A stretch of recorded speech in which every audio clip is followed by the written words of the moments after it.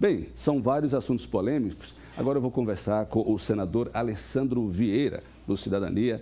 Senador, muito obrigado por sua presença aqui. Lá no Senado também vai ter reajuste de salário? Não teve. Já da outra vez, quando os ministros supremos fizeram um aumento, o Senado, o Congresso como um todo, teve a inteligência de perceber que não é momento para isso. Você não pode legislar de costas para o cidadão. Você está num momento de arroxo, reforma da Previdência, falta de emprego, você dá um aumento para quem já está na classe mais alta, é um tapa na cara da sociedade. Muito bem. Senador, são vários assuntos que eu quero conversar com o senhor aqui.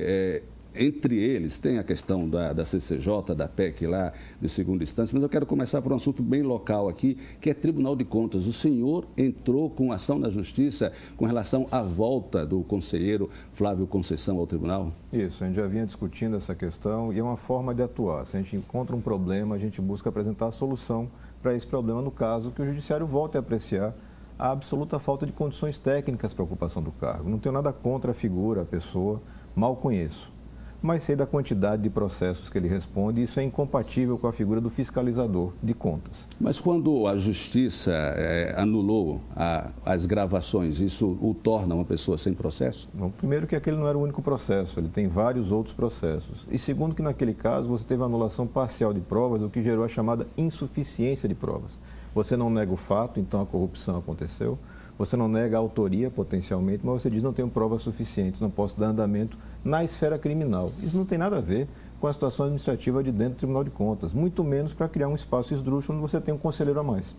Você gera um custo para o Estado. Isso gera responsabilidade. Alguém tem que pagar essa conta, ela sai do nosso bolso. E a gente tem que fazer isso mudar. O caminho, e para isso e para qualquer outra questão, é buscar o Judiciário ou as soluções possíveis. E pelo que a gente tem entendimento, para ser conselheiro do Tribunal de Contas, você não tem que ter nenhum tipo de processo. Tem que ter uma vida, ele chama de ilibada, não é isso? Isso, você tem que ter reputação ilibada e notório conhecimento. Notório conhecimento, eu imagino que esse cidadão tenha, em várias áreas, algumas delas não interessantes, inclusive para a atividade do Tribunal de Contas. Mas a reputação ilibada, não. A gente não está condenando antecipadamente, mas é um juízo de valor que tem que ser feito porque é o nosso dinheiro, que é gasto para pagar o recurso dele e dos seus vários comissionados, já contratados, inclusive, a lista já está pronta, as pessoas já foram nomeadas, e que também fiscaliza o gasto que é feito pelas prefeituras também com o nosso recurso. Então, a gente tem que ter muita seriedade e transparência nas coisas. É uma questão feita de forma técnica, objetiva, e está na mão do Judiciário. Já há muito tempo, o desembargador Cesário tem em suas mãos uma ação. A gente já sabe de outra tramitando no Supremo, proposta essa pelo então conselheiro Cláudio Barbosa, e a Justiça vai se pronunciar. O importante é cada um fazer aquilo que pode, e eu estou fazendo o que Essa ação que o senhor entrou foi aqui na Justiça Sergipana? Tribunal de Justiça do Sergipe. Qual a sua posição com relação aos tribunais de contas? Existem tribunais de contas em todo o Brasil. Qual a sua posição? Eu tenho interagido muito com profissionais lá do Tribunal de Contas e do Ministério Público de Contas, auditores. A gente tem que buscar uma solução. Eles não funcionam bem, eles têm uma contaminação política violenta. Sergipe é um caso desse. Praticamente todos os conselheiros têm interferência direta na política regional. É pai de deputado, é gente que quer ser candidato em próxima eleição e usa aquilo ali como trampolim para construir uma questão política, quando não para uma questão empresarial, não funciona. Mas eu tenho bons técnicos. Eu tenho a necessidade daquela análise. Técnicos do Tribunal de Contas da União ajudaram muito, por exemplo, na Lava Jato. Em operações aqui do Estado de Sergipe também, técnicos do Tribunal de Contas ajudaram. Então, talvez mudar a forma de nomeação. Concurso público no Tribunal de Contas? Eventualmente, concurso público ou acabar com essa esfera política. Você não precisa daqueles conselheiros, você precisa dos técnicos que façam análise e encaminhem aquela análise para o Ministério Público ou para os órgãos de controle, para que você possa ter um resultado. Essa construção de um tribunal político para julgar contas políticas claramente não funciona. Delegado Alessandro Vieira, vamos mudar de assunto agora, porque é um assunto que chegou, assim, chamou toda a atenção hoje, sexta-feira 13, aqui na política sergipana, que foi a filiação da delegada Daniele Garcia para o seu grupo, para o partido Cidadania. Ela será a pré-candidata do grupo para a Prefeitura de Aracaju? Daniele Garcia passa a fazer parte desse grupo político, agora sim como filiada. A gente veio construindo isso com toda a responsabilidade. Após a filiação, ela passa a participar do grupo, está sendo apreciado o seu nome em pesquisas que a gente vem fazendo e a gente já tem a constatação prática, materializada em pesquisas, que nós temos 4 ou 5 bons nomes para disputar a eleição, com grande chance de fazer a mudança que Aracaju precisa. Temos agora o nome Daniele, mas já tínhamos Emília, Milton, Dr. Emerson e a deputada estadual Kitty Lima, que também tem uma aceitação imensa na capital. Esses nomes, em conjunto, novamente ouvindo a sociedade, vão decidir qual vai ser nome de cabeça de chapa, composição, O importante é garantir. O cidadão de Aracaju, o eleitor de Aracaju, vai chegar na urna e vai ter um nome limpo, honesto e capacitado para mudar a cidade. A oposição, da qual o senhor faz parte aqui no nosso estado, tinha até um grupo, né, na esfera estadual chamado G4, que recentemente o deputado Jorge Passos disse que não existia mais.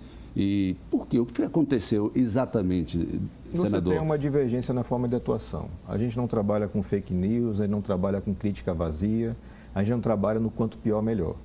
Eu não sou inimigo de Edivaldo ou de Belivaldo. Eu sou um adversário político que tem propostas diferentes das deles, mas eu tenho obrigação como parlamentar de ajudar para que aquela gestão funcione, porque isso impacta na vida das pessoas. Tem gente que não entende isso, que acha que a vida deve ser feita como se fosse uma briga em corredor de colégio. Não é assim que vai funcionar com a gente. Então a gente continua agora com o formato de gabinete compartilhado, que é o que a gente já tem lá em Brasília, passa a funcionar também na LESE, um compartilhamento de recursos entre os deputados do Cidadania e o trabalho de fiscalização, de controle e de oposição responsável. Tem muita gente que defende que você tem que juntar todo mundo num saco. Não vai acontecer. Esse grupo não vai caminhar com quem anda do lado errado. Não vai caminhar com quem faz fake news, não vai caminhar com quem é processado, com quem fez parte do fracasso. É renovação de verdade e as pessoas vão poder acompanhar e fiscalizar. Não foi por causa da chegada da delegada Daniele Garcia, esse problema do G4, e porque o deputado, tinha um deputado que acabou falando essa questão de que o senhor não gostaria que Daniele Garcia fosse pré-candidato? Não, não. É uma alegação infantil, totalmente sem motivação e que serve a interesses outros. Sergipe é um estado muito pequeno. Não enfraquece a oposição aqui? Esse tipo de gente enfraquece estando presente. A companhia de más pessoas enfraquece o grupo. A companhia das boas pessoas fortalece. Isso é muito fácil de você verificar. Eu repito, tem gente que está com a cabeça no passado. Tem que juntar todo mundo num balaio de gato, como se fossem todos iguais. Não somos. Somos diferentes. Ninguém se coloca como melhor, como pior, mas somos diferentes. A proposta da política é diferente. Pé no chão, campanha barata, campanha de inovação com voluntários e gente falando a verdade. Você começa falando mentira, começa com ofensa, começa com fake news, você está dissociando tudo. Você está jogando no lixo um esforço que é de vida. As 5 pessoas que eu referi são pessoas que não vivem da política. São pessoas que têm suas carreiras. Dr. Emerson, Milton, Emília, Daniele, Kitty, têm suas vidas. E estão servindo o cidadão, não se servindo desse mundo da política, como infelizmente nós temos vários exemplos aqui em Sergipe e no Brasil afora. O senhor tem sido muito criticado, eu vou entrar daqui a pouquinho também com relação à PEC da prisão em segunda instância, mas por ter apoiado ou votado em muitos assuntos do governo federal. Qual a sua posição com relação ao governo Bolsonaro? Eu gostaria que o senhor resumisse, e ao governo Belivaldo Chagas. A posição é rigorosamente a mesma, a posição de independência. Não é comum na política brasileira porque você divide em 2 grupos, o que está mamando e o que está na fila querendo mamar. A gente está em outro grupo totalmente diferente, independente. Se a pauta é positiva, a gente apoia. Se ela está errada, a gente critica, a gente combate. Está funcionando muito bem em Brasília e funcionando bem também aqui em Sergipe. Você tem que garantir ao cidadão representação. O cidadão tem que saber que as suas ideias, as suas intenções, seus objetivos estão sendo cumpridos e é isso que a gente vem fazendo. É diferente do comum aqui? É diferente. As pessoas estão viciadas em fazer política com dinheiro de financiamento sujo de campanha ou com carro comissionado.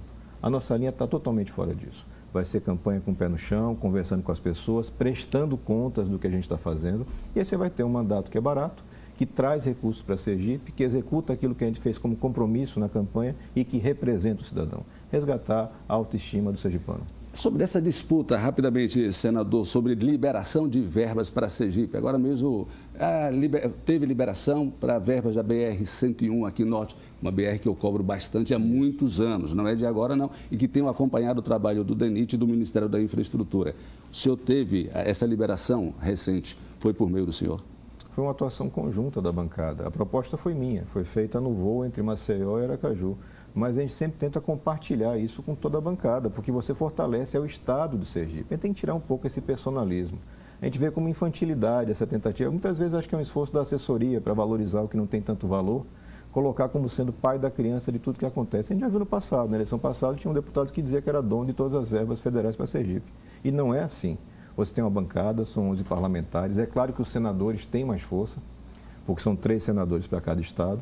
E a gente aproveitou a presença do senador Davi Alcolumbre, eu fiz a proposta, teve adesão imediata de Rogério e de Maria, fizemos o anúncio para o governador, foi testemunhado por dezenas de pessoas. Então não adianta você inventar depois que é pai da criança, que teve isso, não é. O prestígio é de Sergipe, E são 3 senadores que fazem esse espaço lá, cada um com seu perfil, mas são 3 senadores trabalhando. Ok, senador, são muitos assuntos. A gente teria aqui uma tarde toda para conversar, mas os principais assuntos a gente traçou aqui. A gente espera que a BR-101 realmente termine neste, pelo menos 2020, sei que realmente é o final, e que o seu trabalho dos outros senadores, da bancada federal de Sergipe em Brasília, seja efetiva e traga investimentos e crescimento para o nosso Estado. Uma boa tarde e muito obrigado. Boa tarde a todos.